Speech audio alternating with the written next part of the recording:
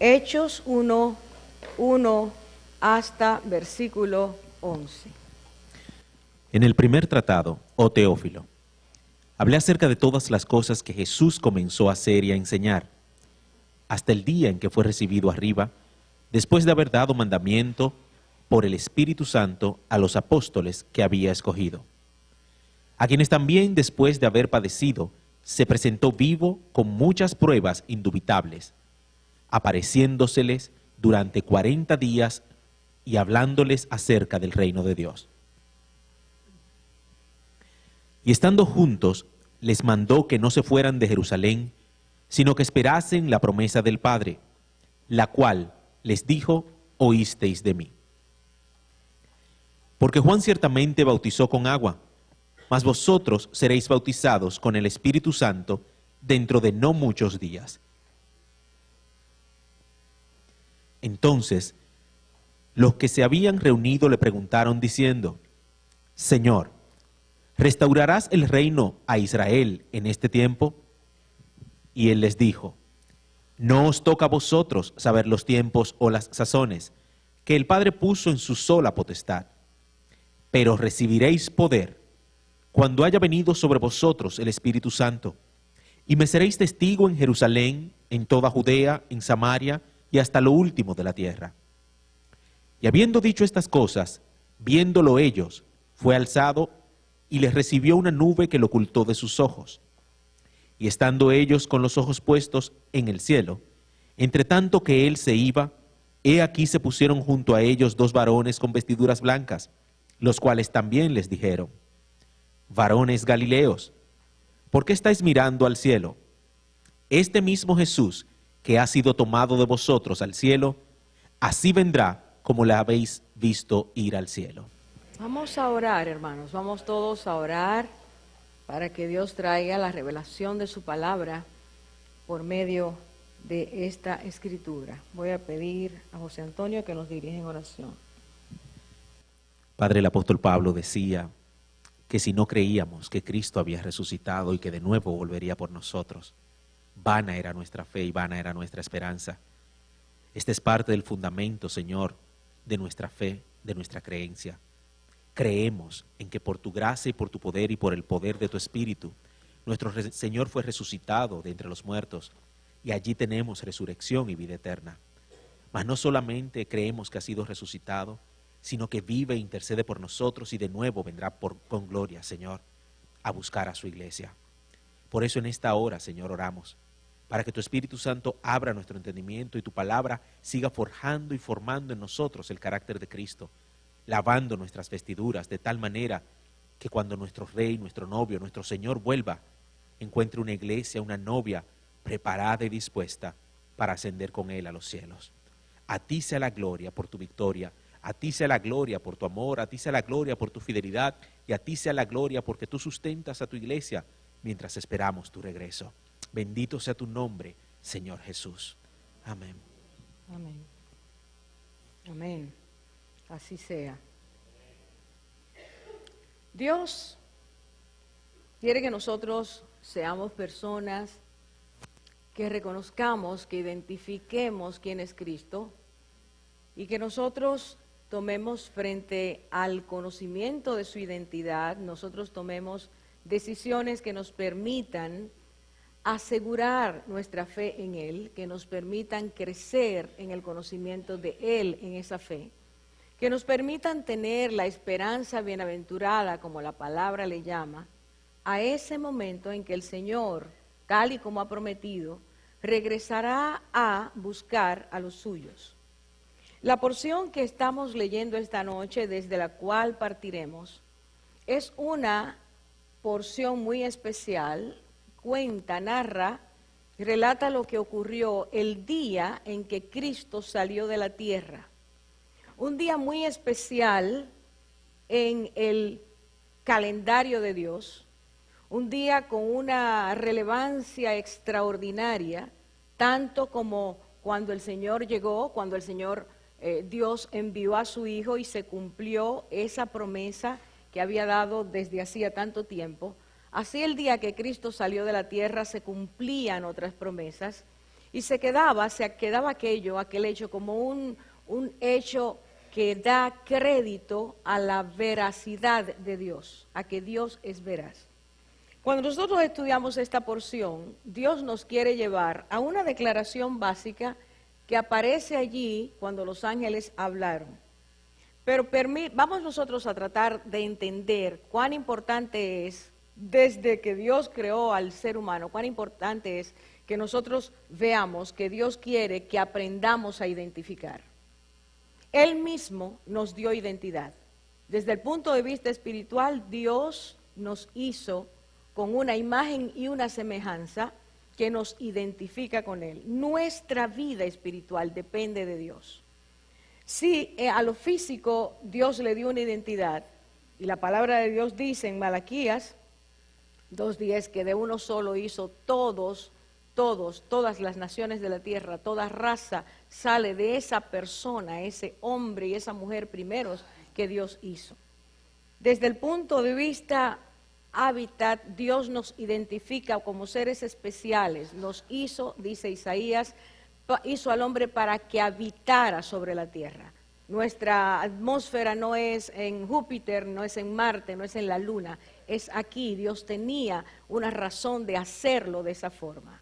Cada uno de los elementos de nuestra identidad como personas nos hacen iguales y nos hacen diferentes, porque a esa identidad a la cual todos nos parecemos también Dios nos hace diferentes. Cosas tan preciosas como la ciencia lo ha comprobado, y ya lo estaba diciendo Eliú en el libro de Job. Dios ha puesto sello en nuestras manos. Los científicos dicen que lo que le llamamos las huellas digitales, los dermatoglifos, estos están tan especializados que no hay un ser humano que tenga uno igual sobre la faz de la tierra. Dios nos ha hecho especiales. Y esa identidad Dios quiere que nosotros la tengamos. Dios quiere que nosotros aprendamos a ser personas que sabemos que somos el prójimo de los demás, pero a la vez que somos diferentes los unos a los otros. Cuando Dios envía a su Hijo a la tierra, lo envía no para que nosotros lo identificáramos en lo físico. Claro que venía con un cuerpo humano, tenía que ser un ser humano para llevar a cabo la redención. Tenía que mostrarse al mundo como uno que hacía la voluntad de su Padre siempre, uno del cual Dios se agradaba siempre, porque siempre quiso someter su voluntad a la voluntad de Dios. Debía llegar a la cruz, al sacrificio, a completar la obra que había venido a hacer en esa inocencia, sin pecado. Pero Dios no quería que nosotros pusiéramos nuestra mirada en lo físico de Cristo, sino en lo espiritual. Que nosotros aprendiéramos a identificar al Señor en su naturaleza divina. Que siendo un ser humano y estando en la tierra, aún caminando y viviendo y comiendo y durmiendo como nosotros, se fuera tan relevante, se destacara tanto quién es Él, quién era, que los seres humanos lo reconociéramos, lo identificáramos como el Hijo de Dios que vino al mundo a salvarnos. Uno igual, pero muy diferente. Dios se hizo hombre. Dios quería que nosotros no pusiéramos nuestros ojos en lo externo. De hecho, en Isaías 53 dice, hemos de verlo, pero no lo vamos a desear. No tiene majestad, no tiene gloria. Cuando lo ves en lo visible, Cristo no fue el más bello de los hombres.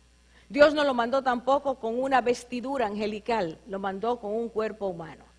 Pero Dios estaba seguro de que el ser humano lo identificaría, sabría quién era ese Dios hecho hombre por las cosas que Él enseñaría y las cosas que Él haría. Así que nosotros, estoy dando esta introducción, hermanos, porque en el libro de los Hechos, esta porción que hemos leído, dice aquí, hay un recuento de cómo Cristo se identificó al ser humano y cómo tú y yo debemos identificarlo, no solamente por lo que hizo, sino por lo que va a hacer. Quisiera que entonces nosotros miráramos algunas cosas básicas. Vuelva conmigo a estos versículos, y empezando con el versículo 1, Lucas está escribiendo a un hombre gentil, a un hombre que no era judío, que había conocido al Señor, y lo sabemos porque en el capítulo 1 de Lucas, el Evangelio, este libro es dedicado a ese hombre. Lucas hace una recopilación. Lucas no era solo médico, sino historiador, y se empapó bien de los hechos, las secuencias, las circunstancias, lo que Cristo dijo, todo lo que era el periodo histórico, todo lo que se cumplía, y se lo presenta a este hombre como una evidencia de que Jesús es real y que es el Salvador al cual el mundo debe recibir.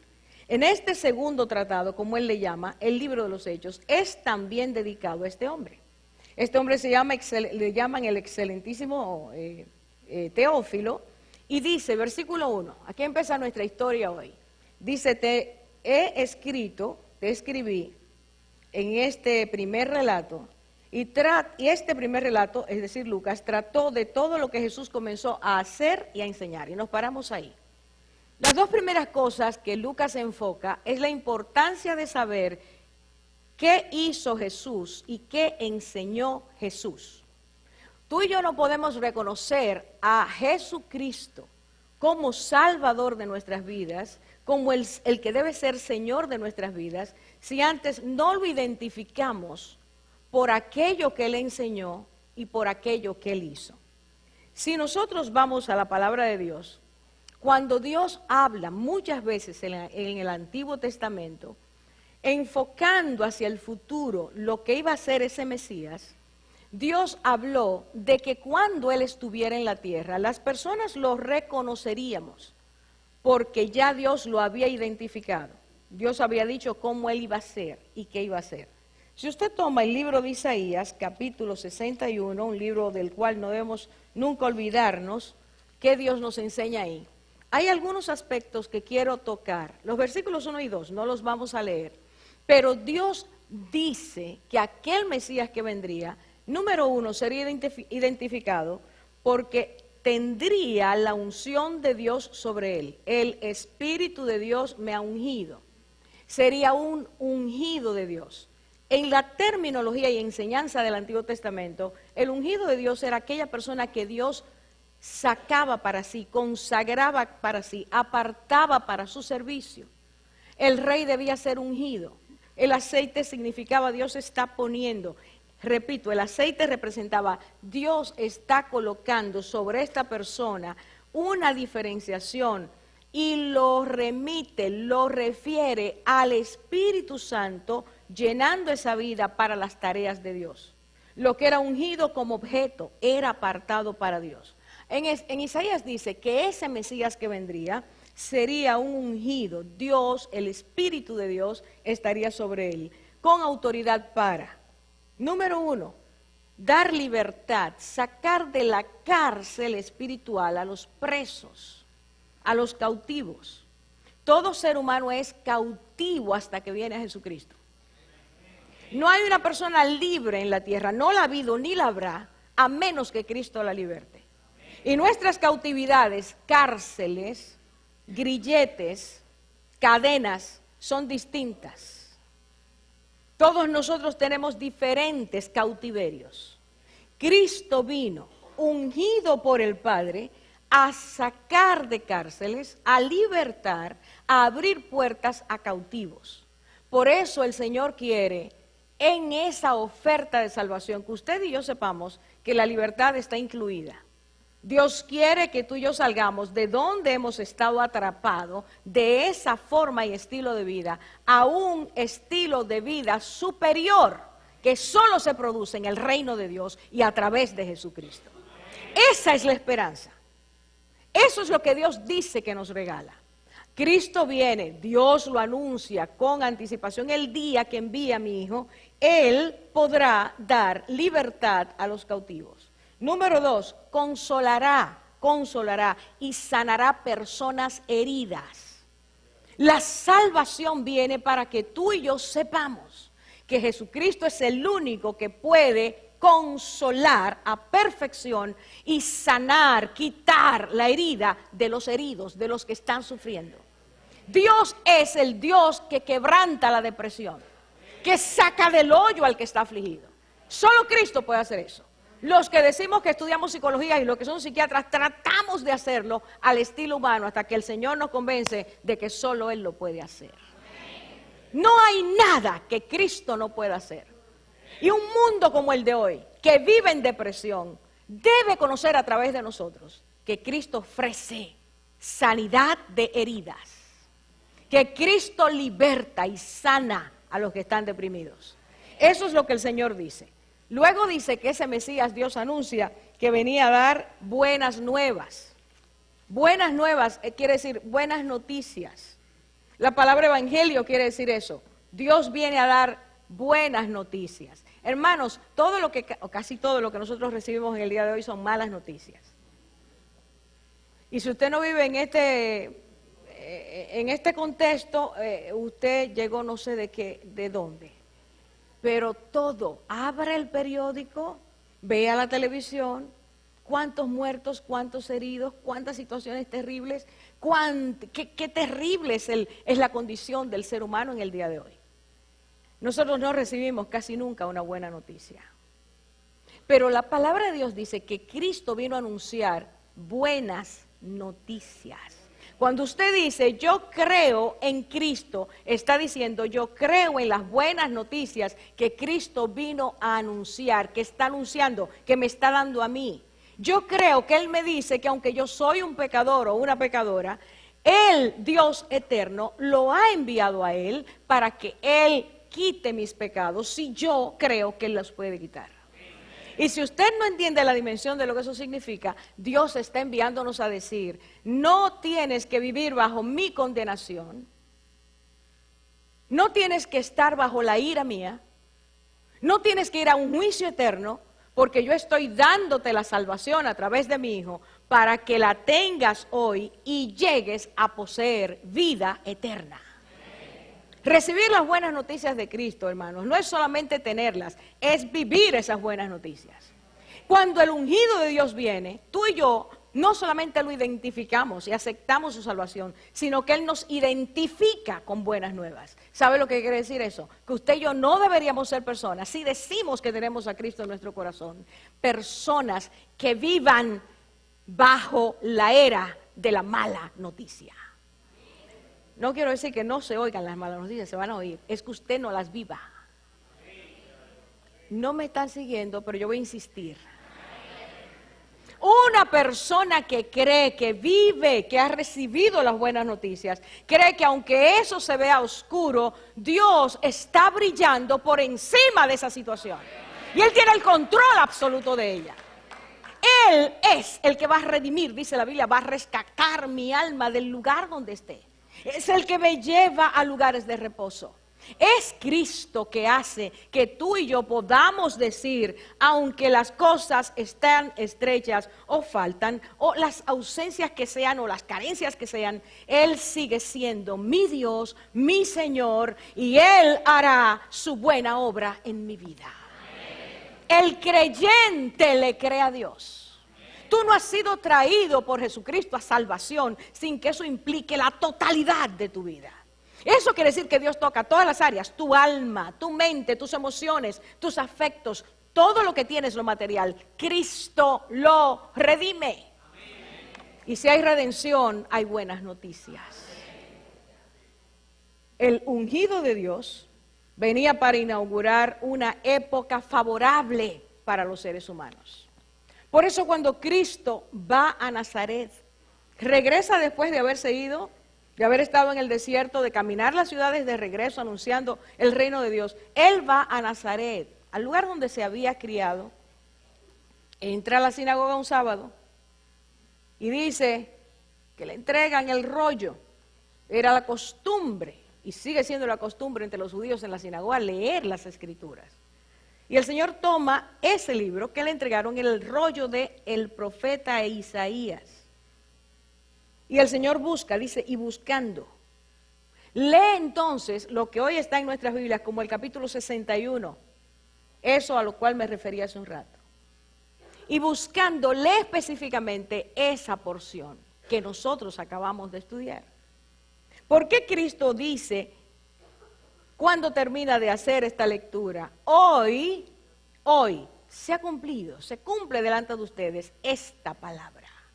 Yo no sé si tú vieras, imagínate que el Señor estuviera aquí. Imagínate que tú eres un judío esperando ese día que llegue el Mesías. Por generaciones esperando ese momento.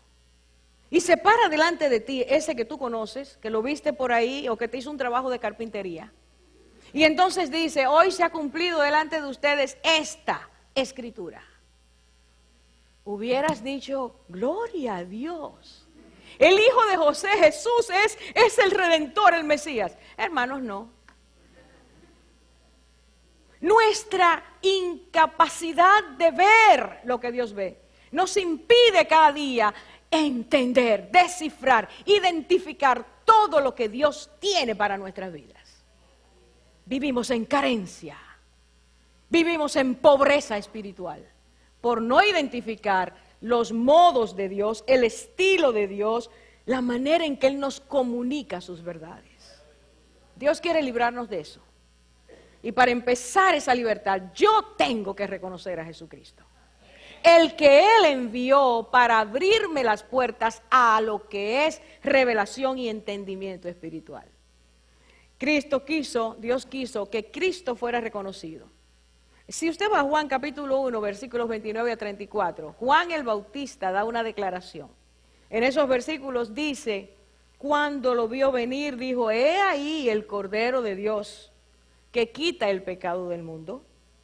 Este es de quien yo les decía, después de mí viene un hombre que es, escuche estas formas verbales, no son normales. Hermano, ¿están despiertos? Ok. Leo de nuevo. He aquí el Cordero de Dios que quita el pecado del mundo. Este es de quien yo dije, después de mí viene un hombre que es antes de mí, porque era primero que yo. Si usted lo entiende, qué bueno. No hablamos así. Pero Él está diciendo, hay un hombre, que ustedes están mirando, el que yo digo ahora que es el Cordero de Dios, que es el que yo le decía cuando ustedes me preguntaban, ¿tú eres el Cristo? Yo le decía, no soy yo, eso dice Juan. Pero este hombre es antes de mí, porque era primero que yo. Cronológicamente no era real. Porque Juan el Bautista nació antes de Cristo. Pero él no está hablando, no está hablando de lo físico, está hablando de lo espiritual. Y está diciendo, antes que todas las cosas ocurrieran y fuesen, Él es el primero y el último. Aquí está, Dios lo ha enviado. Y cuando Juan habla de eso, dice además, yo no sabía quién era Él. Yo no lo conocía. Pero Dios me dijo, aquel sobre el cual tú veas que desciende el Espíritu Santo. Cuando tú veas eso, entonces debes saber que este es mi hijo. Y Juan dice, y yo lo he visto, y doy testimonio de que este es el Hijo de Dios. ¿Quién identifica a Cristo? Lo identifica su heraldo. Juan el Bautista es el que viene diciendo, detrás de mí viene uno que yo no soy digno ni siquiera de desatar sus sandalias. Ahora lo está diciendo, ahora lo identifica, ya está. Hermanos, Dios quiere que tú y yo identifiquemos a Cristo.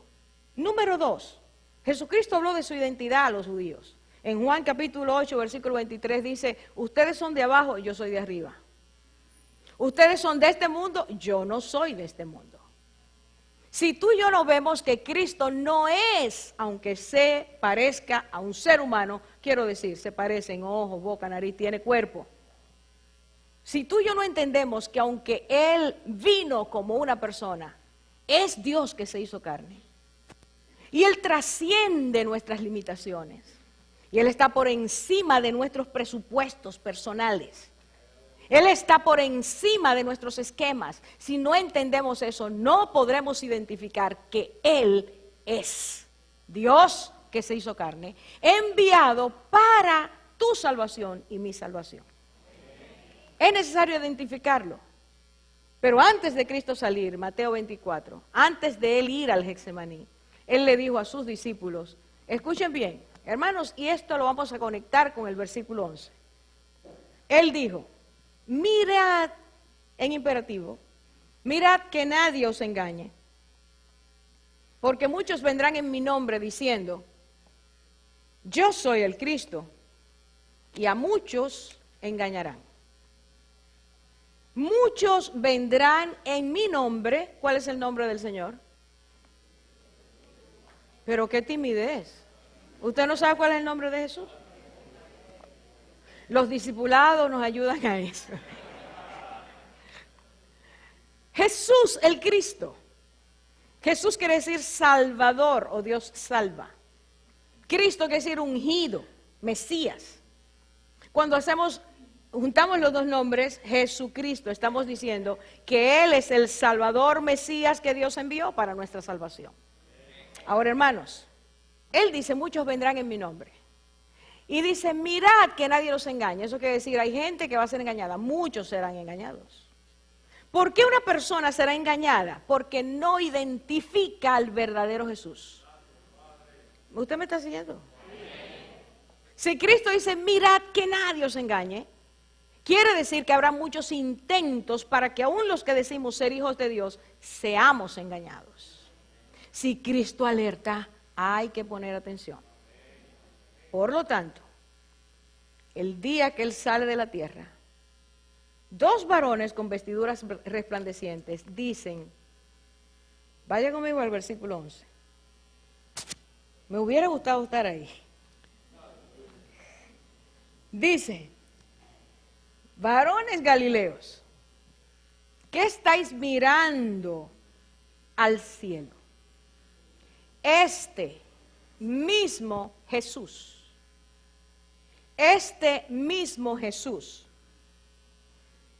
que ha sido tomado al cielo de entre vosotros, vendrá de la misma manera, tal como le habéis visto, ir al cielo. Ahora yo quiero que por favor usted se detenga ahí y echemos para atrás otra vez. En el versículo 1 dije, allí dice Lucas, Cristo enseñó y Cristo hizo. ¿Identificas tú a Jesús por sus milagros? ¿Qué hay de diferente entre el milagro, los milagros del Señor y milagros que haga una persona que dice que tiene poderes milagrosos? Cuando la palabra de Dios nos enseña acerca de los milagros de Cristo, Cristo dice que esas obras tenían un propósito. Esas obras, esos milagros, esas señales, eran para que las personas al ver el poder glorioso de Dios pudieran identificar al Señor como el enviado de Dios.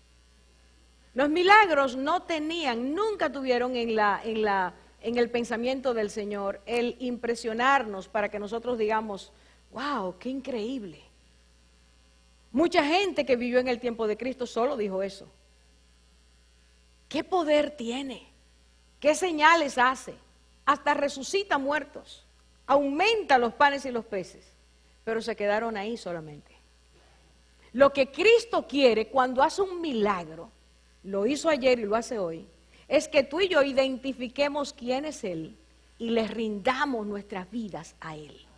Cristo dice que sus milagros, dijo, eran para que la gente viera que Dios estaba en Él y Él en Dios. Nos apuntan, nos señalan hacia su divinidad.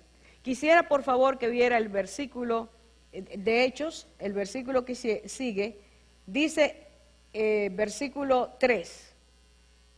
A estos, para ir al versículo 11 tengo que leer esto, a estos también después de su padecimiento, Cristo padeció. Cuando Cristo padeció, su padecimiento hablaba de su divinidad. ¿Por qué?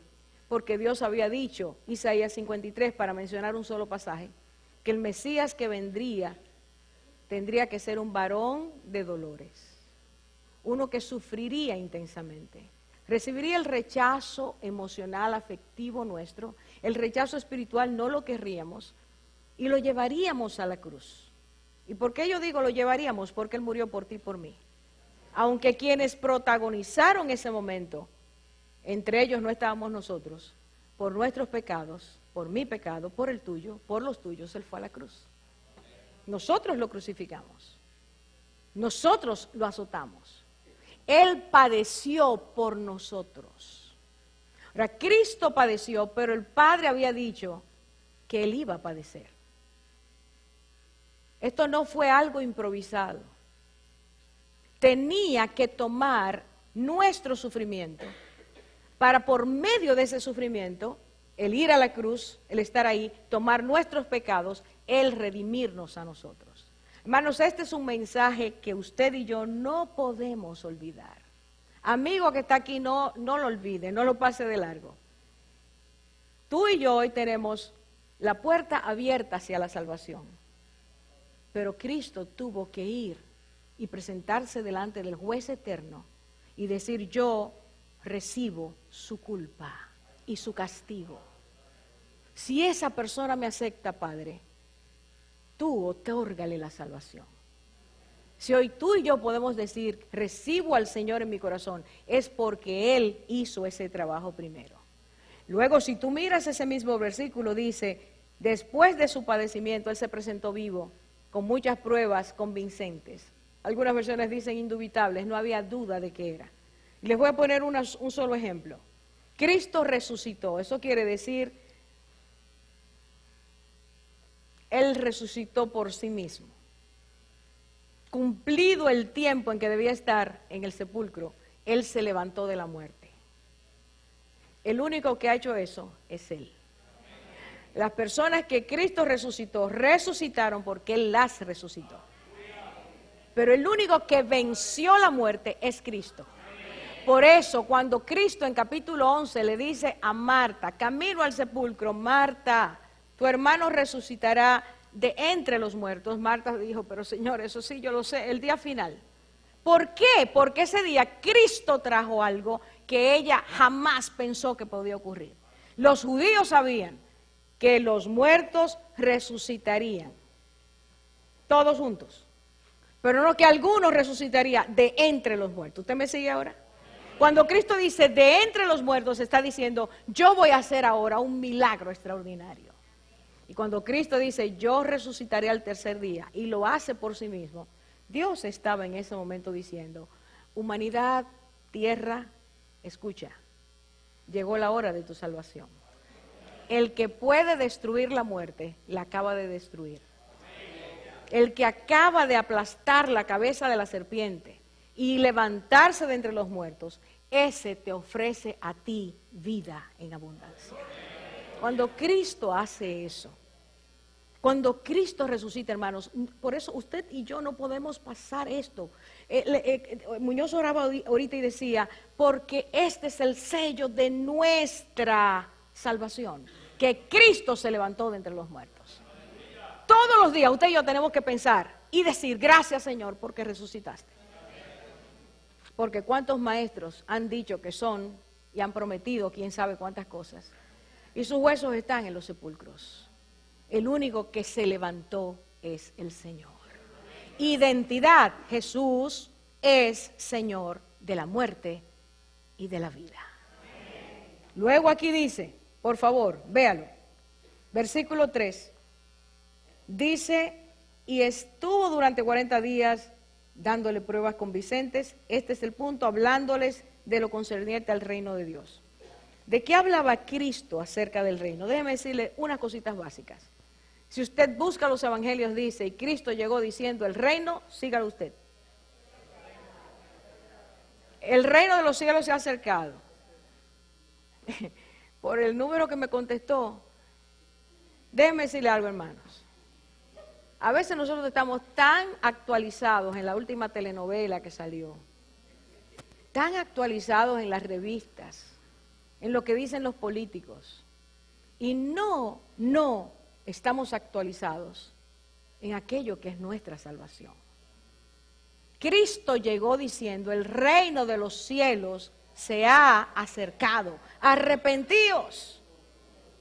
¿Sabe lo que quiere decir Cristo? Quería decir Cristo y sigue queriendo decir cuando habla del reino de los cielos: que Dios es rey y es gobernador absoluto.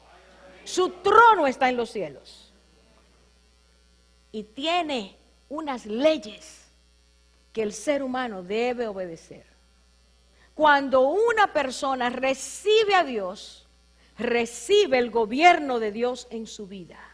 Y Dios desea que ese gobierno, el someterse a la autoridad perfecta y sabia de Dios, lleve a cada ser humano que recibe al Señor a vivir de acuerdo a las reglas del reino. ¿Cómo dijo Cristo que debíamos orar? Sea hecha tú.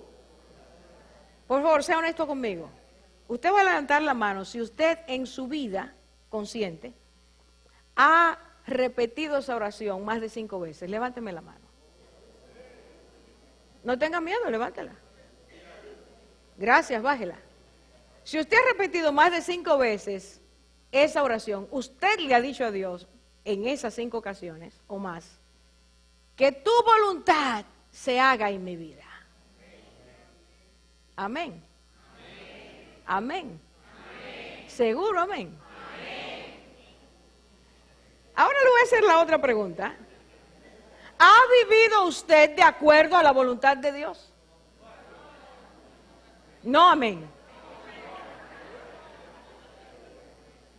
Dios dice que tú y yo tenemos que reconocer su soberanía. Él es Señor, Él es Rey. Y un rey no dice una cosa para ver si el súbdito la quiere hacer. Al súbdito no se le ocurre cuestionar al rey, simplemente a su orden, jefe. ¿Cuántos de nosotros vivimos conforme a eso y hemos entrado ya al reino de los cielos? Hermanos, con dolor tenemos que decir que nosotros no entendemos todavía que Dios es nuestro Rey y que tenemos que hacer su voluntad. En ese capítulo de Hechos, aquí dice, váyase conmigo, que el Señor reunió a ese grupo de personas ese día y los que fueron, el Señor siguió hablándoles acerca del reino, preparándolos y diciéndoles, ustedes como hijos del reino tienen que dejar que Dios haga su voluntad en sus vidas, proclamen esa voluntad de Dios, oren cada día para que eso se cumpla en ustedes, pero también le dijo, y el Padre enviará la promesa. ¿Por qué tú y yo podemos hacer la voluntad de Dios? Porque Dios puso su Espíritu Santo y pone su Espíritu Santo en cada persona que lo recibe para que podamos hacer la voluntad de Dios. Sin Espíritu Santo no se puede. Por eso la Biblia dice, llénate del Espíritu Santo, sed llenos del Espíritu Santo. Dios no quiere copitas medio vacías, tinajitas que tienen un fondito de Espíritu Santo. Dios quiere que tú y yo rebosemos de Espíritu Santo. Y es gratis, ¿sabe usted que es gratis? A todos los sedientos, vengan a las aguas, sin dinero y sin precio, vengan, llénense. Dios quiere, hermanos, desatar su Espíritu diariamente en nuestras vidas. Pero hay que anhelarlo, hay que quererlo, hay que desearlo, hay que buscarlo. Hay que identificar que es necesario que el Espíritu, la presencia de Dios, sea genuina en nuestras vidas. Y cuando el Espíritu Santo está, hablamos como ciudadanos del reino. ¿Se fue el chisme? Amén. Se fue la murmuración. Se fue el habla lamentosa. ¡Ay, ay! Mírame. Se va todo aquello que nos quita el gozo del Espíritu Santo. Hermanos, no es solo tener a Cristo, es vivir como cristianos. Es desear que Dios nos queme con su fuego, hermanos. Que una gente te vea y te diga, yo quiero lo que tú tienes. ¿Qué es lo que tú tienes? ¿Cuánto tiempo hace que alguien no nos dice eso? O voy a echar más para atrás. ¿Alguien nos ha dicho eso? ¿Por qué la gente quería a Cristo? Porque Cristo reflejaba la presencia de Dios. Él es Dios. La gente tiene que ver en ti, en mí, esa presencia de Cristo. Hermanos, Dios quiere eso. Y Él no lo dejó fuera, Él lo puso dentro para que tú y yo vivamos la excelencia de esa vida diferente. Estar en el reino de Dios es vivir lo excelente, no es miseria, es excelencia. Dios mío, por favor, transmítenos eso. La vida en Cristo es lo mejor, lo excelente, lo superior. ¿Por qué, hermanos, vivimos arrastrándonos cuando Dios quiere elevarnos? Tenemos que identificar a Cristo. Y entonces nos vamos al versículo. Y de nuevo vemos en el versículo 11, allí estaban todos. Y de repente Cristo empieza a subir.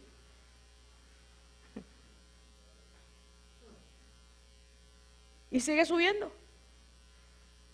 Y sigue subiendo. Y sigue subiendo. Y llega un momento en que los discípulos ya no lo ven, las nubes lo taparon. Usted puede imaginarse la emoción que eso produjo. Yo imagino a la gente agarrándose unos a otros, otros medio huyendo. Aquello fue una cosa impresionante. Cristo ascendía a los cielos, porque Él descendió de los cielos y vivió entre nosotros, y cuando cumplió su ministerio salió de los cielos y dijo: ya la obra está hecha, ahora tú tienes que identificarme, ya lo he hecho todo por ti, ahora tú tienes que recibirme. Y cuando asciende a los cielos pasa algo en la tierra. Y Dios envía 2 emisarios, hermanos. Y dice: 2 varones resplandecientes. Porque en Dios se vive de milagro en milagro.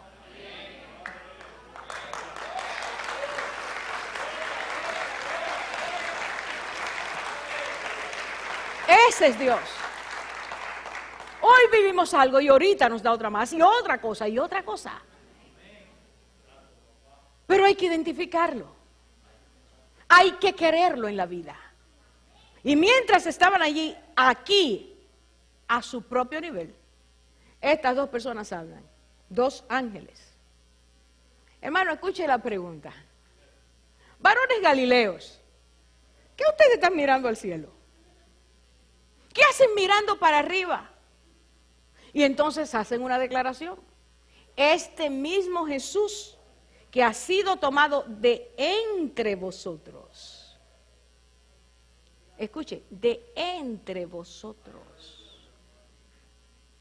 Él fue tomado de entre ellos, sacados de entre ellos.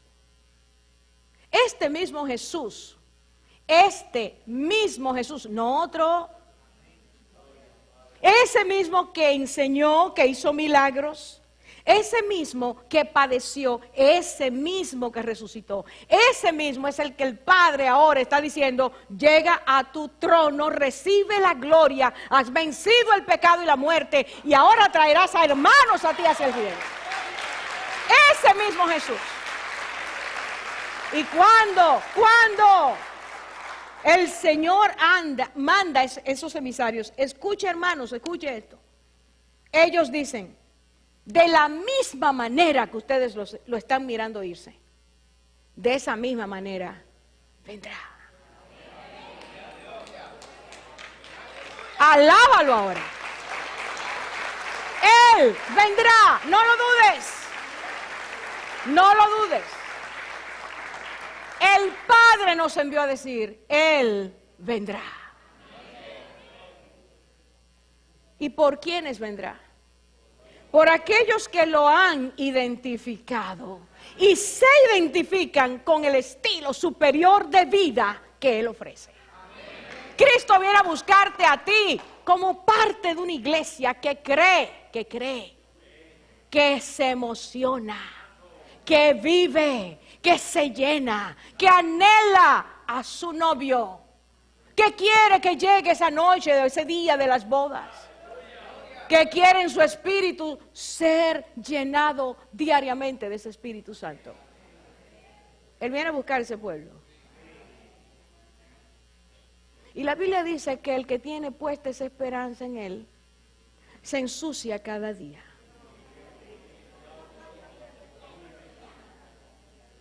El que tiene la esperanza de que Él vendrá, el que le cree a Dios que dijo por medio de sus ángeles, Él vendrá, ese cada día se purifica. La acción es progresiva, hermanos. Es que Dios dice cada día, mientras tú piensas que yo te enviaré a buscar, Tus ojos no están abajo, están arriba. No estás buscando lo que perece, estás buscando lo que permanece para vida eterna. Mientras trabajas, mientras vives, mientras te casas, mientras tienes hijos, mientras los educas o ellos llegan, no importa lo que ocurre en cada etapa de tu vida, tus ojos están arriba. Tú esperas, tú tienes una esperanza. Él volverá, no lo dude. No lo dude. Él volverá. Ahora, ¿qué es lo que el Señor quiere? Si Él dijo, tengan cuidado porque pueden ser engañados, Él quiere que tú lo identifiques como el Cordero de Dios, como el Salvador del mundo, tu Salvador si tú lo quieres. Él quiere que tú lo identifiques como el pan de vida. Hermanos, yo quiero pedirle por favor que tú y yo en este momento hagamos una evaluación. El Señor me dio algunas cositas esta tarde y yo las quiero leer. Mientras yo digo cada una de ellas, por favor mira si tu vida o la mía están de acuerdo a esa verdad.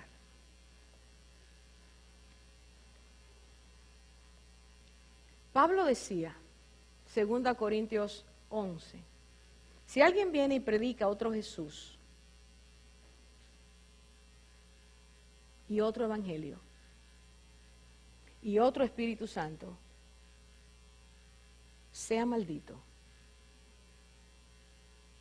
Y en el primer siglo, mucha gente se dejó engañar y en vez de seguir mirando al verdadero Jesús, se fueron tras personas que decían que venían en nombre de Cristo o que decían que tenían otros poderes superiores a Cristo. Estos son días peligrosos y Cristo quiere que tú y yo lo identifiquemos como el verdadero Señor. Número 1. El Señor quiere que tú lo aceptes como el único camino al Padre, no como uno de los caminos. Número 2. El Señor quiere que tú y yo lo aceptemos como la única verdad, no como uno que habla verdad. Vete evaluando. Número 3. El Señor quiere no que nosotros conozcamos de Él, sino que lo conozcamos a Él. No se trata de conocer, si yo conozco de Cristo.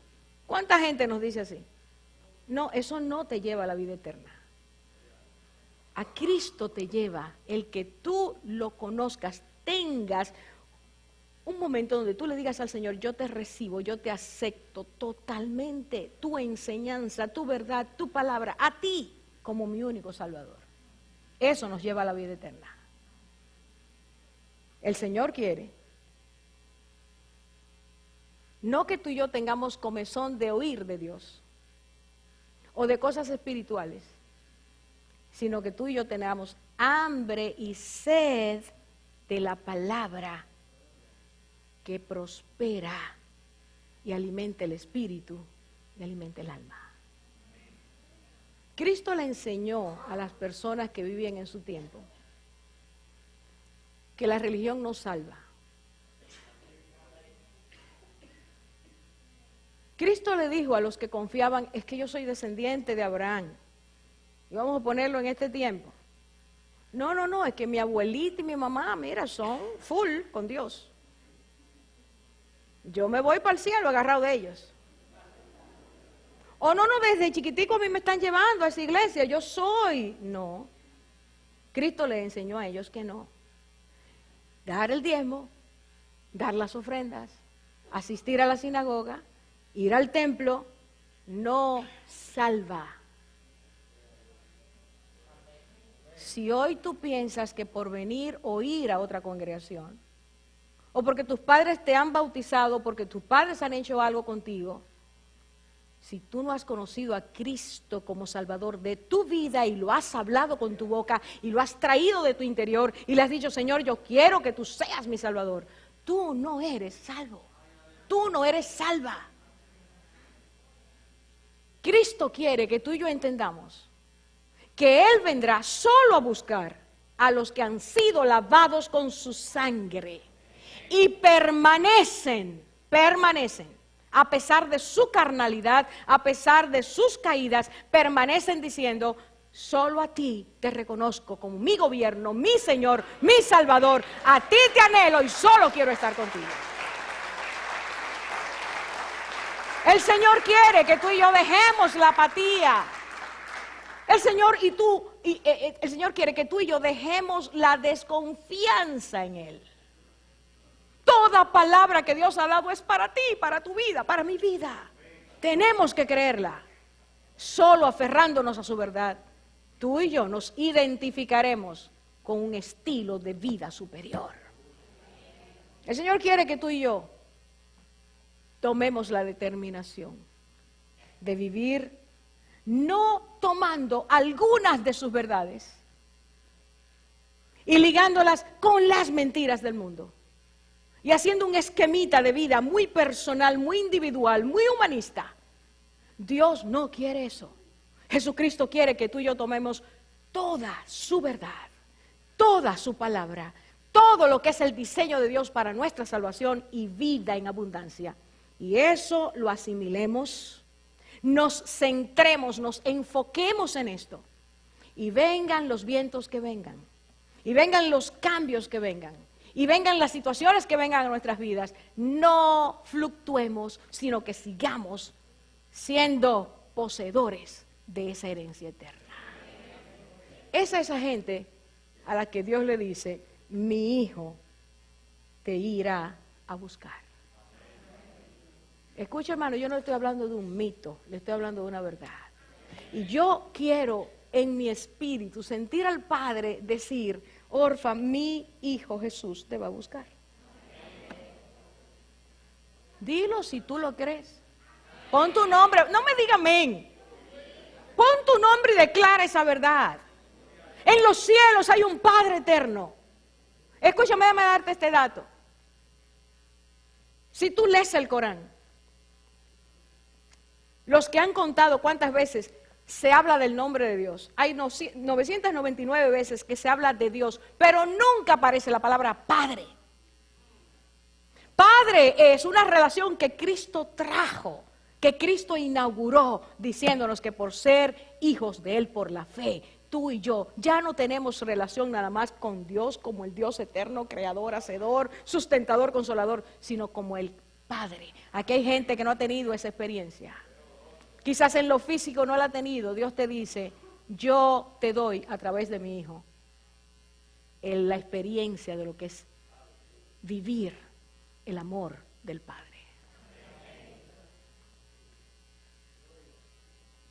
Identifícalo. Él ha venido a darnos eso. Él ha venido a decir: yo regreso. 2 capítulos más tarde, Pedro, predicando, dijo: porque es necesario que el cielo retenga a Jesús hasta el tiempo de la restauración de todas las cosas. Y ese tiempo se acerca. ¿Cómo nos encontrará el Señor? ¿Cómo nos encontrará Jesucristo a ti y a mí? ¿Convencidos de quién es Él? ¿Acostumbrados a vivir creyendo que somos, pero todavía no serlo? ¿Cómo nos encontrará el Señor? Vuelvo a la porción. Así como ha sido tomado de entre vosotros, el Señor Dios nos dice, Jesucristo nos dice, el Espíritu Santo nos dice: de entre una cantidad, una muchedumbre, una multitud, de entre esa muchedumbre yo tomaré a mi pueblo.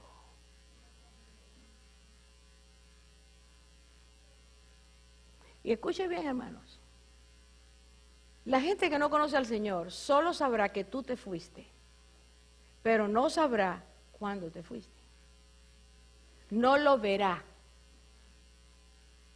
Los discípulos vieron cuando Cristo salió. El mundo que nos rodea, que no quiere recibir a Cristo, que no quiere recibir su amor, sabrá que estaba sentado al lado de un cristiano y se fue. Pero hay otros que decían que eran y no se fueron. Y esta noche no es para que tú te sientas culpable, sino para que tú y yo arreglemos nuestras cuentas delante del Señor. Su puerta está abierta, su amor está allí. Él ofrece esa salvación. Él solo quiere darnos ese amor. Pero Él quiere enseñarnos que el estilo de vida pecador de la tierra no nos acerca a Él, sino que nos aleja de Él. Él está buscando hombres y mujeres, jóvenes, niños, niñas. Él está buscando gente de esta tierra, criaturas que Él ha hecho para que cada uno tome la decisión de identificar a este verdadero Jesús y decir: yo sí lo acepto, yo sí lo recibo, yo sí quiero vivir conforme a su voluntad. Eso es lo que Dios nos ofrece esta noche. Eso es lo que Cristo quiere hacer. Su camino no es imposible, es estrecho. Pero ¿sabe a qué? ¿Por qué es estrecho? Porque el yo de nosotros está demasiado grande. Y Él lo que dice es: ven, ven, yo te voy a cambiar ese yo y podrás caminar, entrar a puerta estrecha, seguir camino estrecho, desechando todo lo que te aparta de mí, y yo te llevaré un día. Voy pues a preparar lugar para vosotros. Padre, Juan 17, yo quiero que ellos estén conmigo para que vean mi gloria. ¿Quieres tú recibir eso? Te hablo a ti, creyente, y te hablo a ti que no eres creyente, que todavía no has recibido a Cristo. ¿Quieres esta noche recibir, identificarte con aquel que dice que te da vida y vida en abundancia? Cierre los ojos, por favor.